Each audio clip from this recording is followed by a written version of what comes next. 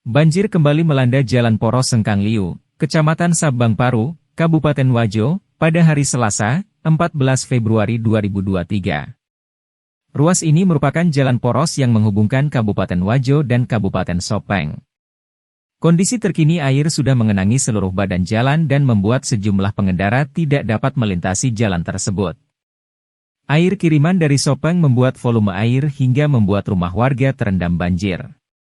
Banjir kiriman dari Sopeng menyebabkan Sungai Walane meluap dan kelebihan volume menyebabkan akses poros Liu Sengkang tertutup. Karena ketinggian air mencapai lutut orang dewasa, dihimbau kepada masyarakat yang ingin melintas agar kiranya tidak melewati jalan itu. Selamat siang. Assalamualaikum warahmatullahi wabarakatuh. Saya Sarka Hija, Babinsa Koramil, Sabang Baru, bersama dengan Babinsa Humas Polsek Sabang Baru, Erika Haryadi, untuk memberikan himbauan bagi warga masyarakat yang hendak menuju arah Sopeng lewat Desa Liu, baik dari arah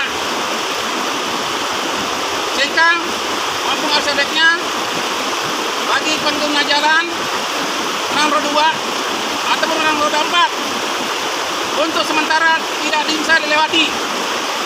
Mengingat air sungai Walane sudah meluap setinggi lutut.